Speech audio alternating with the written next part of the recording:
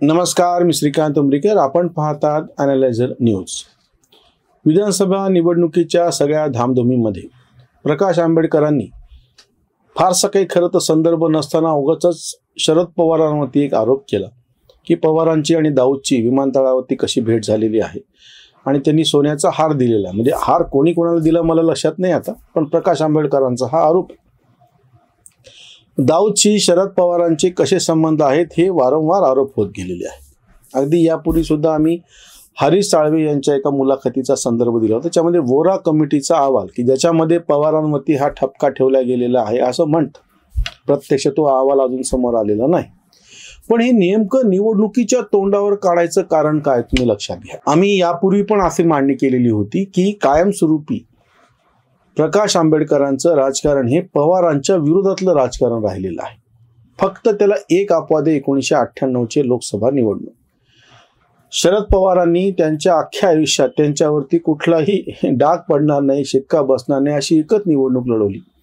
ती म्हणजे शरद पवार लोकसभेमध्ये विरोधी पक्ष नेते होते आणि 1998ला जेव्हा लोकसभेची निवडणूक झाली तेव्हा महाराष्ट्रामध्ये पवारांनी प्रत्यक्षात पहिल्यांदाच बेरजेचं राजकारण करत, म्हणजे काँग्रेसचे स्वतःचे असलेले, त्याच्यानंतर शेतकरी कामगार पक्षाचा एक, त्याच्यानंतर 4 दलित नेते हे खुल्या जागेतून निवडून आणलेले असे जवळपास 37-38 आमदार खासदार, म्हणजे 48 पैकी 38 इतक्या मोठ्या संख्येनं खासदार पवारांनी महाराष्ट्रात निवडून आणलेले आहेत काँग्रेसमध्ये असताना. तेवढा एकच अपवाद, एकच निवडणूक अशी आहे की प्रकाश आंबेडकर आणि शरद पवारांचं काही फाटलं नाही.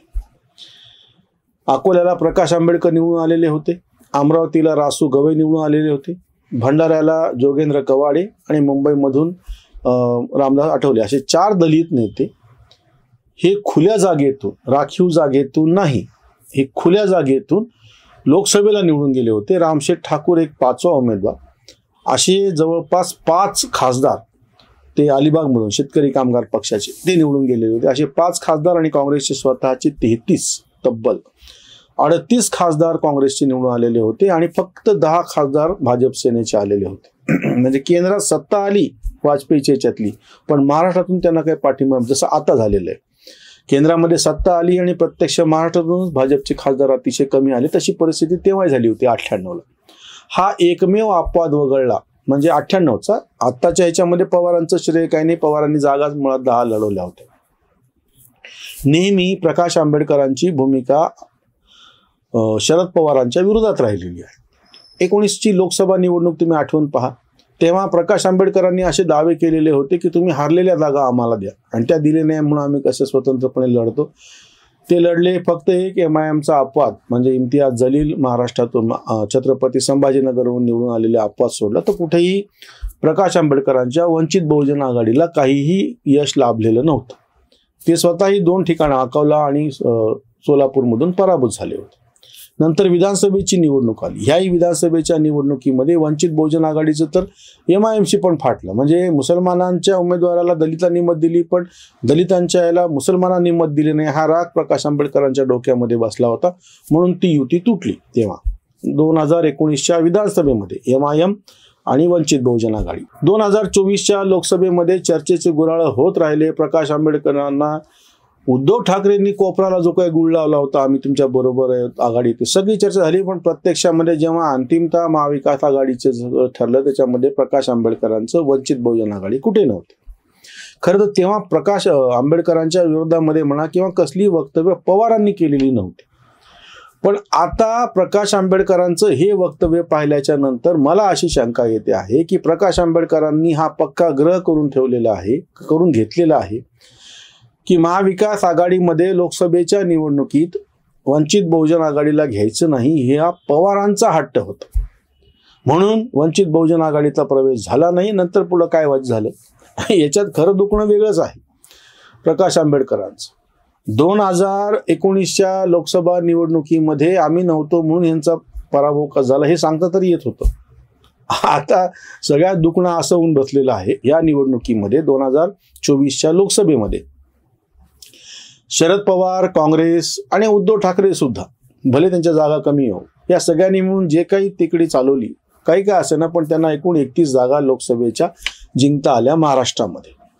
कठीण काळ असताना, प्रतिकूल परिस्थिती असताना सुद्धा त्यांना हे यश लाभलं. त्याची कारणं काही असो. आणि त्यावेळेस त्यांना प्रकाश आंबेडकरांसारख्यांची गरज पडली नाही. आपल्या गरजेच्या शिवाय जर ह्यांचं राजकारण चालू शकतं असं जर असेल तर हा सगळ्यात मोठा त्यांना काय म्हणतील इंडिकेटर लागले प्रकाश आंबेडकरांचे. भाजप शिवसेना तर अधिकृतरित्या त्यांना जवळ करत नव्हती. आतून तुम्ही त्यांना बी टीम म्हणा किंवा भाजपने दिलेल्या पैशावरती वंचित बहुजन आघाडी हे आरोप चालत राहतात. प्रत्यक्षामध्ये आपल्या वाचून ह्या सगळ्या सेक्युलर पक्षांचं आडतं असं जर सिद्ध झालं असतं तर प्रकाश आंबेडकरांची बार्गेनिंग पॉवर वाढली असती. लोकसभेच्या निवडणुकीनं सिद्ध हे करून दाखवलं की ह्या सगळ्या सेक्युलर पक्षांना आता प्रकाश आंबेडकरांच्या सारख्याची गरज नाही. तुम्ही निवडणूक लढवा, नका लढू, तुम्हाला लोक मत देत नाही. इतकंच नाही, MIMचा पण पराभव झाला. भले तो उमेदवार 2 नंबरला राहिला असेल छत्रपती संभाजीनगरला. हे पण सिद्ध झालं की जर तुम्ही अशा तथाकथित कट्टरपंथी वेगळा जर पक्ष काढून उमेदवार उभं करणार असाल तर त्याला मुसलमानच मत देत नाहीत. मुसलमानाला पण मत देत नाहीत, ते भाजपला हरवणाऱ्याला मत देतात, तो हिंदू का असेना. हे कळल्याच्या नंतर महाविकास आघाडीची त्यांची पण गरज संपून गेली.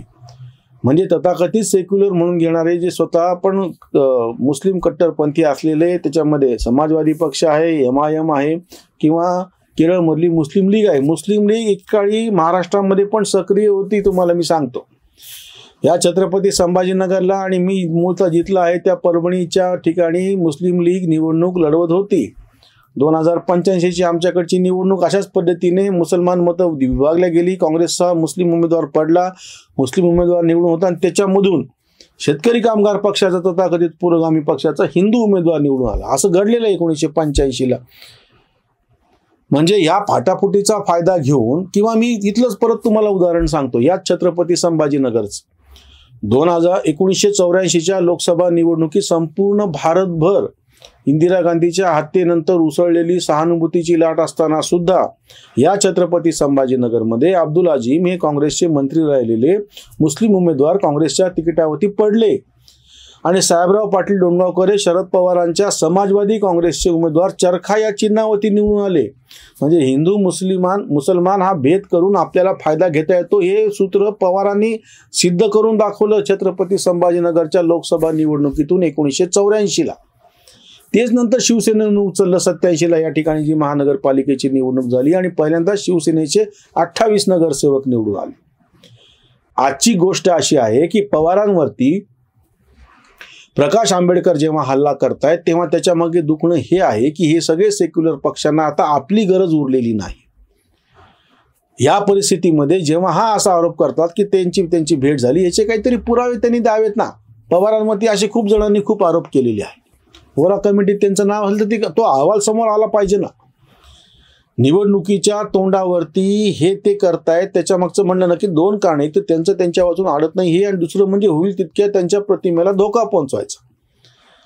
आताच्या विधानसभा निवडणुकीमध्ये जातीपातीचे ज्या पद्धतीचे गणित मांडले जात होते आणि हरियाणानं ते सगळं खोटं करून दाखवलं. त्याच्यामुळे जे लोक मूळ जातीपातीचं राजकारण करत होते, प्रकाश आंबेडकरांनी जातीपातीचंच राजकारण केलेलं आहे. वंचित बहुजनच्या नावाने आम्ही तर जोरात आक्षेप घेतला होता की प्रत्येक उमेदवाराच्या समोर तुम्ही त्याची जात लिहिली.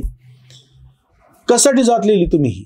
म्हणजे ज्यांना हे जातीपातीचे राजकारण करायचे आहे त्यांनी ठरवून तशा पद्धतीचा भडक ते प्रचार करतात, ज्याला आता प्रतिसाद मिळत नाहीये. दुखणं हे आहे. त्याच्यावरची ही उसंतवाणी. आंबेडकरांचा आरोप हा थेट, दाऊद अशी भेट पवारांची. विमानतळी त्या भेटीचा बहार, सोनियाचा हार दिला कोणी. काका करी तेव्हा खोटा बॉम्बस्फोट, आज गौप्यस्फोट भेटीचा हा. दिल्ली सोडून या कोण ये माघारी, मुंबईची दोरी हाती हाती. काढा उकरून व्होरा अहवाल, काकाच उलाल होती लगा.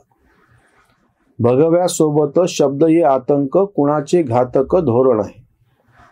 कांत म्हणे जाणा वृत्ती देशद्रोही, लाचार विद्रोही सत्तेसाठी, लाचार विद्रोही सत्तेसाठी. जो आरोप आंबेडकरांनी केलेला आहे, अजून वेगवेगळ्या लोकांनी पवारांवरती हे आरोप केलेले आहेत.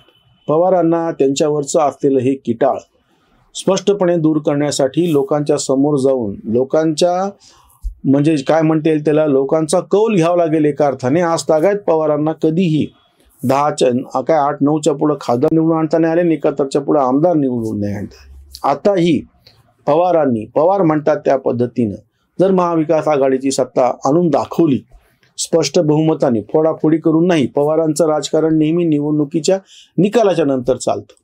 तसं जर त्यांनी केलं तर फार तर असं म्हणता येऊ शकेल की पवारांवरती केलेले हे जे आरोप आहेत ते बिनबुडाचे आहेत, किमान लोकांना तरी ते मंजूर नाहीत. एरवी लोकांचा जो संशय असतो, म्हणून पवारांच्या हाती कधीही महाराष्ट्राने 145 आमदार दिलेले नाहीत.